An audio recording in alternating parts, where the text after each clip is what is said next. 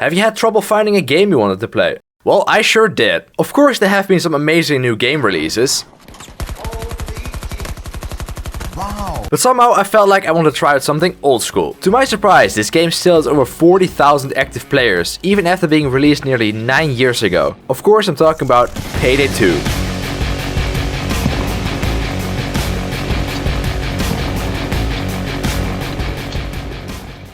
Payday 2 is a first-person shooter game that got released in 2013. It's a sequel to Payday the Heist, which was released in 2011. And it got developed by Overkill software, which is a Swedish game developer. The main objective in this game is to get as much money as you can get your hands on. It all depends on what map you play, but some maps got some extra juice hidden that you have to discover yourself.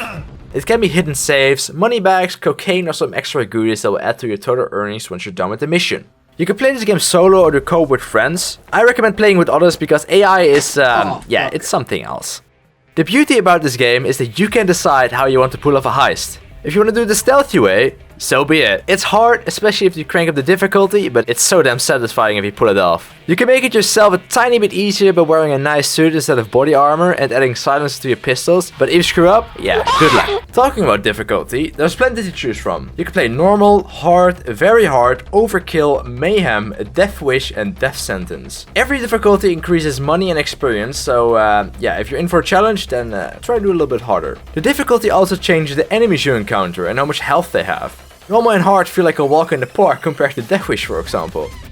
Alright, hold up. Let me give you a quick rundown of all the special units. First off, we have the sniper. This one is more obvious than you walking in with heavy armor because you can see his red laser from miles away. It's just, I don't know, dude. Then we have the shield. These guys are slow but not too dangerous. It's also pretty easy to counter them. When you try at the hard difficulty, the taser will be joining the fun. These guys start to become annoying. They basically stun you and you will unload all your bullets until you're completely out. And the only way to counter that is basically to take him out. You serious? When you jump into very hard, that's when the pain starts to kick in. And with kick in, I mean this guy right here. This guy right here is called a cloaker. You'll get PTSD just from hearing the sound he makes when he's coming at you. They're really fast that we don't pay attention, but we knock down right away. To add to this, we have Big Chungus. This guy is literally a walking tank and the only way to easily take him down is to throw everything at his face. At Overkill, the medic comes into play. It's smart to take him out first because he keeps other agents alive for much longer by restoring their HP. On top of that, there's also the even bigger Big Chungus. Yes, you heard that correctly, and it only gets worse. Mayhem. This basically gives every enemy that I mentioned before a nice buff. It's only suffering at this point. Death Wish. This adds an additional 2 more big boys. One of them even carries a minigun. Yeah, he will absolutely tear open your ass. When that even isn't enough for you, then there's also another option called Death Sentence. This is another buff on top of all the previous special enemies that I mentioned before. To put this in perspective, they have roughly 5 times as much health and headshots won't deal as much damage anymore. Doesn't that sound lovely? Of course, by leveling up and modifying your guns, it gets a bit easier. And there are some cheese weapons, but it's absolute chaos at that difficulty. Then of course we have masks. You can run in with a pink unicorn mask or a World War II helmet that completely exposes your face. It simply doesn't matter. You have plenty to choose from and I think most of it is simply just unlocked by playing the game and participating in certain events. There are also lots of references to different games and little Easter eggs, which makes it a lot of fun to just collect some of these. Also, if you're in for a challenge, there are 1262 achievements in this game. Yes, 1262. I've not touched this game in over 6 years, but that's mostly because I simply forgot about it. The first thing that I noticed is that they changed a lot when it comes to skill points. It used to be different, but it seems like that you earn points by leveling up, and the more you play, the more skill points you unlock. Thus it's easier to do a higher difficulty. On top of that, there's a perk deck where you can unlock new equipment, abilities, or basic statistics,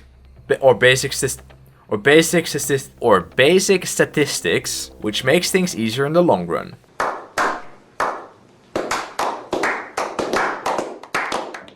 This game also has a shitload of DLCs. Not as many as Train Simulator of course, but it's still quite a lot. And you might think that this game is only about robbing banks, right? Well, that's where you're wrong. Of course there are bank robberies, but there are also missions where you have to steal art. Stealth-focused missions like Shadow Raid, and I'm not talking about that mobile game. Slaughterhouse where you have to interrupt a gold transport. Hotline Miami is where you have to piss off some mobster by destroying his stuff. Alesso Heist is where you can collect some nice DMCA claims on top of your loot. No Mercy is a crossover of Left 4 Dead, where it explains the origin of the zombie outbreak. There's also a nice little auction where you have to steal a mysterious tablet and so on. You probably already got the idea that Payday is not mainly focused on being all serious. There's even a mission where you have to steal goats, because they did a collaboration with Goat Simulator.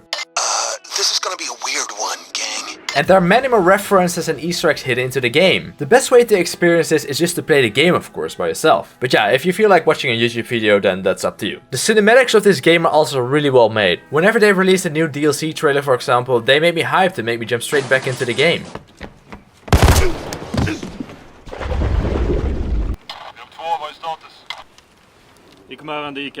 Another thing that really stood out to me is the music. You can pick whatever song you like the most before starting a heist, and on top of that, when you're doing something stealth, the music adapts to that. When you get into a firefight, the music changes into full hype mode, so you kinda wanna screw up just so the hype music kicks in.